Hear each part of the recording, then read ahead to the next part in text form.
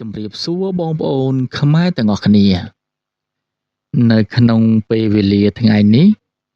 វិលត្រឡប់មកជួបខ្ញុំបាទទៀតហើយក្នុងការមើលអំពីក្បួនតម្រាខ្មែរឬក៏យើងគ្រប់គ្នាហៅបានថាហោរាសាស្ត្រអញ្ចឹងក្បួនតម្រាខ្មែរហ្នឹងគឺមើលបានច្រើនប្រភេទមើលតាំងពីខែឆ្នាំគូស្រករប្តីប្រពន្ធ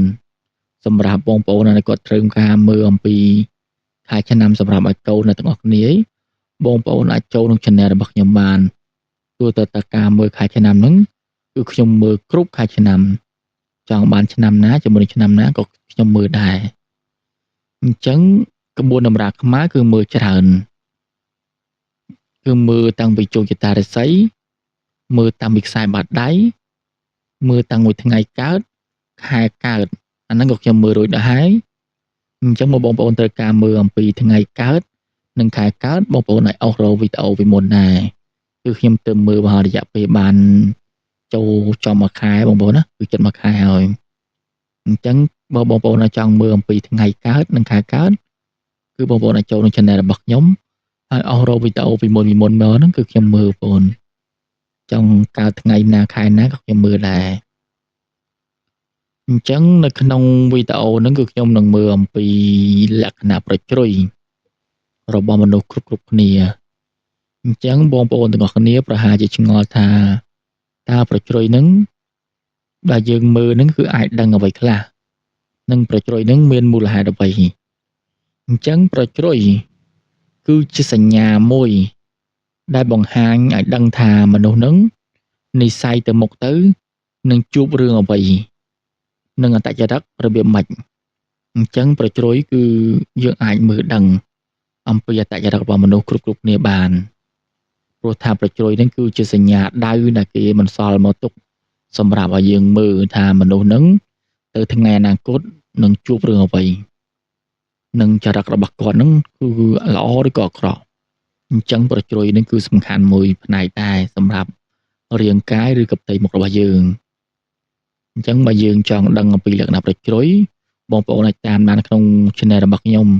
គឺខ្ញុំមើលគ្រប់លក្ខណៈនិយាយទៅចំនួនប្រហែលជា36លក្ខណៈ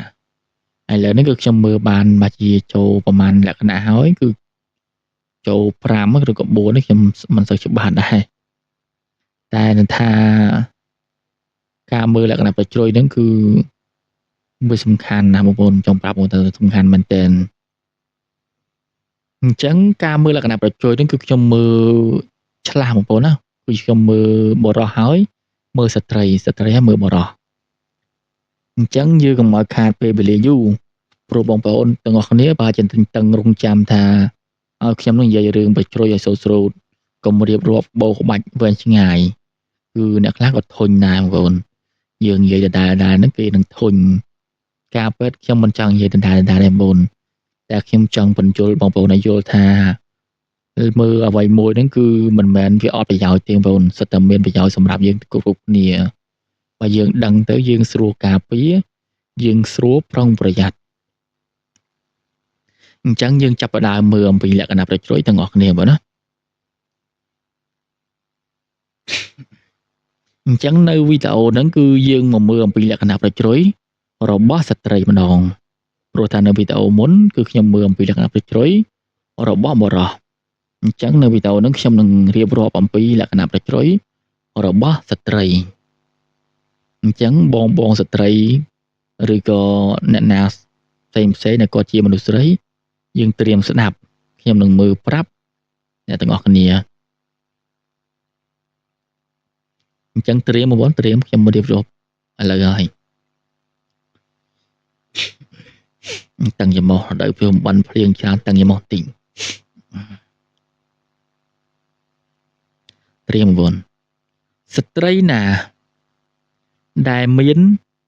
ប្រជ្រុយនៅត្រង់ចន្លោះចិញ្ចើមស្ដាប់តើបងប្អូនណាគេដាក់ថាស្ត្រីណាដែលមានប្រជ្រុយនៅត្រង់ចន្លោះចិញ្ចើម ស្ត្រីនោះគ្មានបញ្ហាត្រូវពឹងអ្នកដតីញាតិបងប្អូនអញ្ចឹងគេដាក់ថាស្ត្រីដែលមាន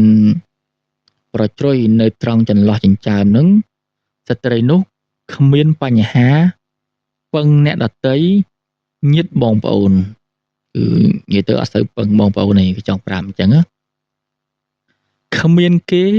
ចូលចិត្តហើយជាមនុស្សគ្មានកូនផងបើមានក៏ចិញ្ចឹមពុំរស់ដែរអញ្ចឹងស្ត្រីដែលមានប្រជ័យនៅត្រង់ហ្នឹងបងប្អូនណាគាត់ដាក់ថា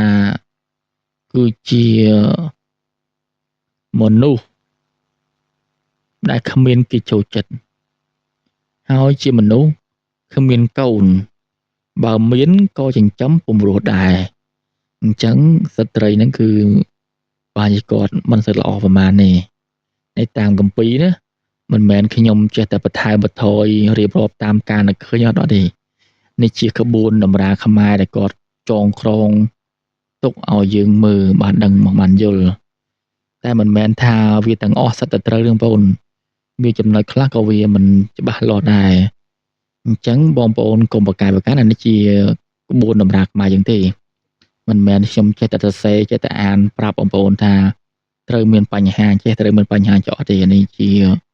ក្បួនតម្រាដែលសល់ពីបរមបុរាណមកទេអញ្ចឹងខ្ញុំសូមអាននិងបញ្យល់ម្ដងទៀតត្រៀមស្ដាប់បងប្អូនណាគេដាក់ថាស្ត្រីណាដែលមានប្រជ្រុយនៅត្រង់ចន្លោះចិញ្ចើមអញ្ចឹងយើងស្គាល់ណាចន្លោះចិញ្ចើមហ្នឹងទាំងពីរ